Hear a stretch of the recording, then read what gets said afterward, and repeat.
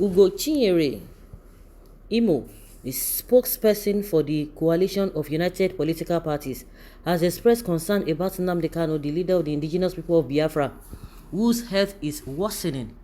The Eagle reports that Imo warned that if Kanu dies while under the care of the Department of Security Service, the nation could descend into chaos.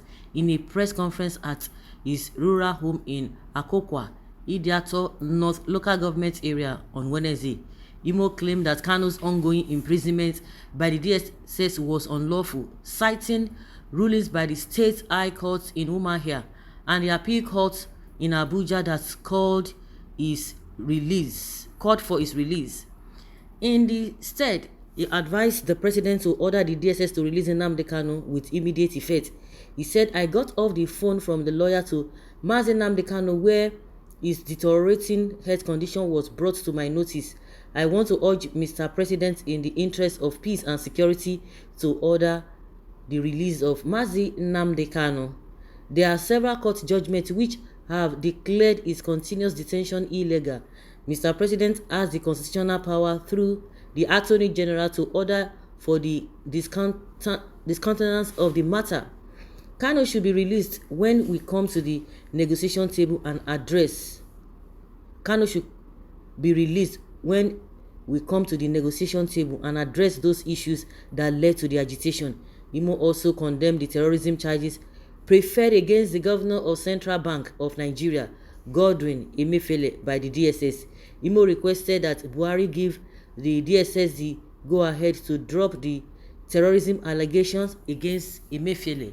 He claimed that many people see Emefiele's treatment by the DSS as a witch hunt against the people of the South. If Emefiele were from the North, the DSS wouldn't have targeted him, according to Imo. Well, no be that one say me they pay me oh. No be that one they pay me.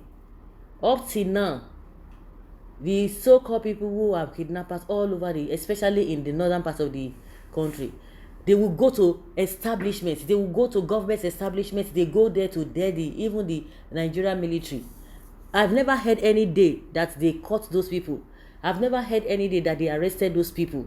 But if they hear that we learn that maybe unknown government treats the so-called Nigerian army badly, the whole people in that area, the entire people in that area will hear it. They will hear it. Up till now, kidnapping has been going on in the north per second, per minute, because they are doing that because nobody is going after them. And that is why you see that some people who are other criminals too, they are, of course, the one that happened in Edo State, they told us that police told us so, not that some opposition, they told us that it is a Fulani S-men that did that, and we have other people that who are kidnapping too. We have kidnappers all over the place now because they know it's a lucrative job, and the major people who are into this kidnapping thing are those Fulani S-men, and because they don't arrest them, we have the bandit leaders all over the place. You can imagine the statement made by Gumi saying that the northerners should not vote anybody who is going to deal with or attack or arrest or prosecute these bandits, because they are their warriors. What does that mean? They are their own people. Did you hear presidency say anything? Did you hear Femi Adesina? Did you hear them replying him? But see what Obasanjo said about this government. You see the way they are replying. They don't even let breeze blow. They don't even allow the what he said to have landed. They have picked it up and began to react. They are not even reacting to all the things that this man talked about. They are just saying, oh, Obasanjo is this, Obasanjo is that. You see, in the progress we are talking about, they could go all the way from Kenya to go and get this man. God is going to judge all of them. Especially Buhari, God is going to judge him.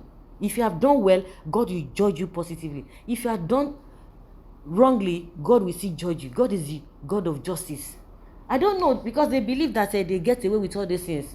You know, it's just so painful. It's just so painful because they are not ruling well. There's no fairness. There's no equity. There is no equity whatsoever. Now, you have kept the man there. Even in your own court, he won you. He defeated you even in your own court. Release him now. You cannot release him. You say you don't want political solutions, that the law should take its course. Now the law has done what it ought to have done. They are trying to maneuver this thing. For some time now, we have not been hearing that Nnamdi Kanu is going to court. Just like Falana said that the government does not even have any right over Omoyele Sowore. Till today, they can't even take him anywhere. And so also he said that in as much court has pronounced Nnamdi Kanu to be set released, that they don't have anything. And that's why everything is just still pending. That's just where I say, because I've not even heard anything that they are going to court. Release this man. He said no. People have come. Okay, political solutions. You said no. And we have a bandit leaders all over the place. For close to 10 years, you have not been able to get them. And they are operating on a daily basis. Buhari will come and tell us that he has fulfilled his promises. Daring Nigeria, he has fulfilled his promises. They don't care. You see all this Onoche now. That one don't. Yeah, she has talked her way through to higher positions. Positions they are getting because of with lack of merit. Well, all the children of hate, all of them, they are coming here now. For all those who are supporting this government, it's unfortunate. Well, they are playing with what we consume them. To God Almighty, if anything happen to Kanu, because it's not going to be going, it's going to be good at all. Well, you are quite correct, Imo Ugochinyere. Please compensate those young ones that died in the process of this Biafra independence. Who they pay anybody? Even the programs they are holding now. We learned that there's amnesty program. When Fani Kaode opened his dirty mouth telling us about what is this man's name? The running mate to Peter Obi, Ahmed Dati. He has a private university. Oh, these are the amnesty program they did outside the country. They could not pay. Because this one reminds me when somebody say, oh, they should pay this Biafra people. Pay waiting. Even the teachers that are working, the workers that are working for the government, is the government paying them?